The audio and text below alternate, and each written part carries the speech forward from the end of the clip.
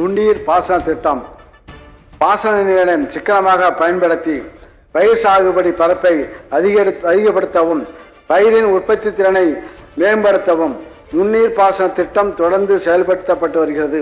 கடந்த 3 ஆண்டுகளில் 6,91,000 ஏக்கர் பரப்பில் 2,114 கோடி 32 லட்சம் ரூபாய் நிதியில் 8,82,000 விவசாயிகள் பயனடையும் வகையில் நுண்ணீர் பாசன அமைப்புகள் நிறுவப்பட்டுள்ளன.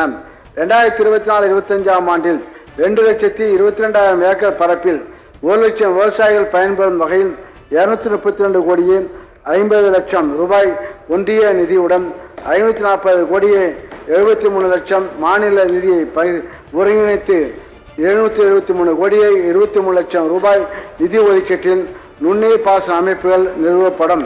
இத்திட்டத்தில் நிலத்தடி நீர் அதிகம் உறிஞ்சப்பட்டு நிலத்தடி நீர் அதிகமாக குறைந்து வரும் குறு வட்டங்களுக்கு முக்கியத்துவம் அளிக்கப்படும்.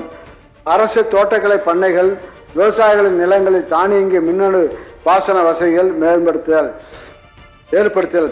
விவசாய பணிகளுக்கு வேலை ஆட்கள் கிடைப்பதில் மிகுந்த சிரமம் உள்ளதால் தானியங்கி முறை மூலம் நுண்ணீர் பாசன அமைப்புகளை இயக்கி பாசன நீரை பயிரின் தேவைக்கு ஏற்ப துல்லியமாக வேர்பகுதியில் நேரடியாக அளிப்பதை ஊக்குவிக்கும் வகையில் தானியங்கி அமைப்புகளை நிறுவுவதற்கு மானியம் வழங்கப்படும். இதற்கென 2024-25 ஆண்டில் 12,000 விவசாயிகள் பயன்பெறும் வகையில் 25 கோடி ரூபாய் ஒதுக்கீடு செய்யப்படும். மேலும் அரசு தோட்டக்கலை பண்ணைகளின் பாசன நீர் பயன்பாட்டு திறனை அதிகப்படுத்த முதற்கட்டமாக 10 அரசு தோட்டக்கலை பண்ணைகளில் 2 கோடியே 50 லட்சம் ரூபாய் நிதி ஒதுக்கீட்டு தானியங்கி நீர்ப்பாசன அமைப்புகள் நிறுவப்பட்டு அவை மாதிரி பண்ணைகளாகவும் செயல்படும். தோட்டக்கலை பண்ணை இயந்திர கண்காட்சி. தோட்டக்கலை பயிர்களில் இயந்திரங்களின் பயன்பாடு மிகவும் இன்றியமையாததாக உள்ள நிலையில் நிலம் சீர் செய்தல் முதல் அறுவடை பின் செய்யும் வேளாண்மை வரையில் பயன்படுத்தப்படும் கருவிகள் இயந்திரங்கள் ஆகியவை குறித்த விழிப்புணர்வு ஏற்படுத்திய கண்காட்சி ஒன்று நடத்தப்படும். இதனால் விவசாயிகள் தோட்டக்கலை தொழில் முனைவோர்கள் அலுவலர்கள் ஆகியோர் பயனடைவர். இக்கண்காட்சி 10 கோடி ரூபாய் செலவில் ஒன்றிய மாநில அரசு நிதியில் நடத்தப்படும். முக்கணி மேம்பாட்டுக்கான சிறப்பு திட்டம்.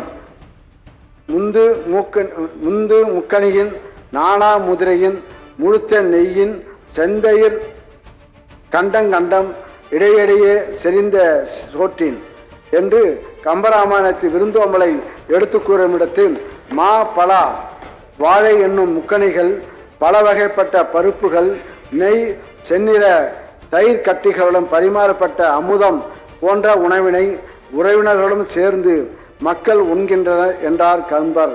இக்கனிகள் ஆகிய அவற்றின் சுவைக்காகவும் ஊட்டச்சத்துக்காகவும் எல்லோராலும் விரும்பப்படுவதால் அவற்றின் பரப்பினையும் உற்பத்தியினையும் அதிகரித்து அனைவருக்கும் கிடைக்கும் வகையில் மா பல வாழை பயிரிடும் விவசாயிகள் வருமானத்தை அதிகரிக்கும் சிறப்பு திட்டங்கள் செயல்படுத்தப்படும். மா கழனி மா அத்து விளைத்தகு தீம்பழம் பழன வாழை கது ஊர் மூரான் என வயல் அருகில் உள்ள மாமரத்திலிருந்து பழுத்து தானாக விழுகின்ற இனிய பழங்களை வாழை மீன்கள் கவ்வி உண்ணும் வளமிக்க நாட்டினை பற்றி குறுந்தொகையும் அடுமகள் முகந்த அளவா வெண்ணெல் தொடிமண் உலக்கை பருவுக்கூற்று அரிசி காடி வெள்ளுளை கொலியி நீழல் ஓங்கு சினை மாவின் தீங்கனி நறும்புலி என அரிசியால் ஆக்கிய சோற்றை புளித்த நீருள்ள உலையில் பெய்து மிகுந்த நிழல் தரும் கிளைகளுடைய மாமரத்தின் இனிய மாம்பழங்களையும் பிசைந்து செய்த மனமுள்ள புளிக்குழம்பும் இட்டு உண்டதாக கூறி பண்டைய உணவில் மாம்பழம் புளிப்பு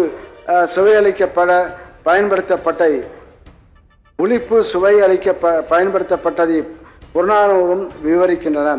முக்கணிகளில் முதற்கனியாக மாவில் தென்னாட்டு ரகங்களான பாதிரி நீலம் பெங்குரா ரோமானி மல்கோவா பங்கனப்பள்ளி போன்ற விருப்பத்திற்குரிய ரகங்களை கொண்டு 4,380 ஏக்கரிலும் ஏற்றுமதிக்கு ஏற்ற ரகங்களான இமாம் பசந்த், ரத்னகிரி அல்போன்சா, சிந்து போன்ற ரகங்களை கொண்டு புதிதாக 250 ஏக்கரிலும் மாந்தோப்புகள் உருவாக்கப்படும்.